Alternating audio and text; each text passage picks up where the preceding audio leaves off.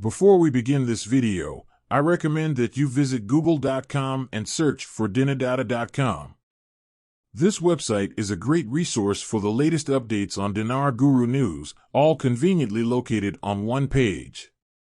For more information, I encourage you to visit the site.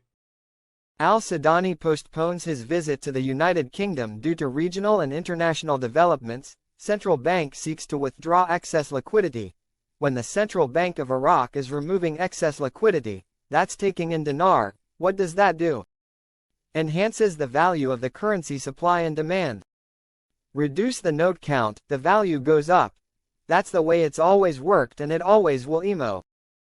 Iraqi authorities close Green Zone gate amid Shiite protests over Nasrallah's assassination. Things are so bad Iraq has now had to close the Green Zone. We haven't heard about them closing the Green Zone in at least 2-3 years. They've been open that long. This guy's only got one half the picture. CBI won't just remove 3 zeros without adjusting the nominal exchange rate and then adding purchasing power to the dinar. A rate change to you and me.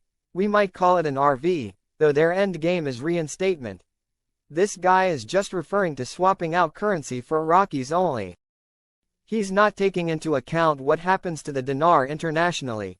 To an Iraqi, removing 3 zeros is just taking old dinar out of circulation and replacing it with smaller bills, digital payments.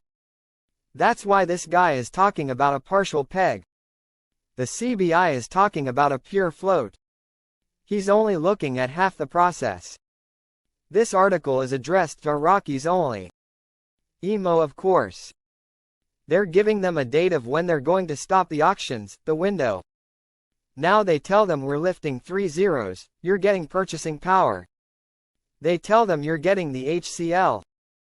Then they go a step further and they said our currency is going to be stronger than the Jordanian dinar. It's going to be more than Jordan's currency. I believe they're going to reach the rear through the float at around $4.25. On the banking side, we are seeing a lot of rates over the weekend. Everything from 0.00076. I know of 3 different banks whose foreign currency trackers show $3.57 over the weekend again. We cannot exchange it yet, but it certainly appears to be headed that direction.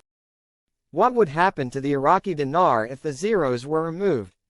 Comment by Dr. Mahmoud Dagger, quote, Economist Mahmoud Dagger pointed out that deleting zeros will not change the purchasing power of the dinar.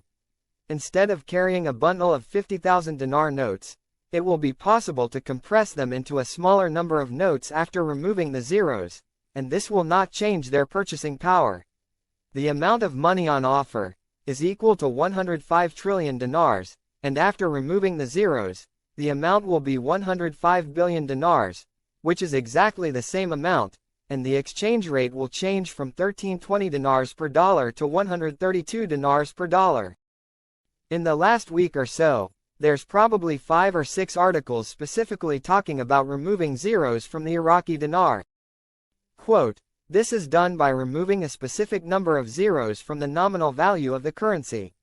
From the value of the currency, not the currency notes but the value of the currency. They tell you, Iraqi citizens, there is an imminent change coming to your currency almost every day now. That is very exciting. These are the words we've only dreamed about in the last 5 years. To see them almost every day is rather shocking but very exciting right now. This is getting crazier and crazier every day with so much excitement and so much information about the monetary reform being sent directly pinpointed to you Iraqi citizens from Sudani. Thousands of protesters trying to storm U.S. Embassy as Baghdad after Nasrallah killing. Iraqi protesters are trying to storm the U.S. Embassy in Baghdad.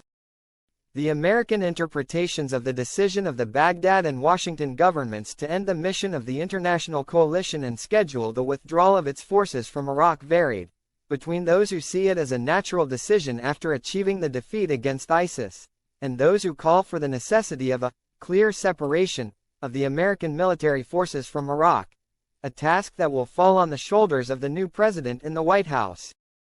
The American website, Medialine, stated in a report translated by Shafaq news agency that the Iraqi-American decision comes amid escalating tensions in the Middle East, where wars involving Israel, the Lebanese Hezbollah, and the Hamas movement in Gaza increase the risks of a wider regional war. The report pointed out that U.S. military bases in Iraq have become a frequent target for attacks by Iranian-backed militias, which increased after the outbreak of war between Israel and Hamas last year. The report indicated that in the envisioned second phase of the withdrawal plan, the United States will maintain a limited presence of its forces, in order to support efforts to combat ISIS in Syria until 2026, although the future number of American soldiers in Iraq remains unclear. In this context, the American magazine, Time, considered that despite the insistence of American officials that Washington will not withdraw all of its 2,500 troops from Iraq, these officials are reluctant to use the term withdrawal, even if the United States will reduce its deployment over the next 2 years.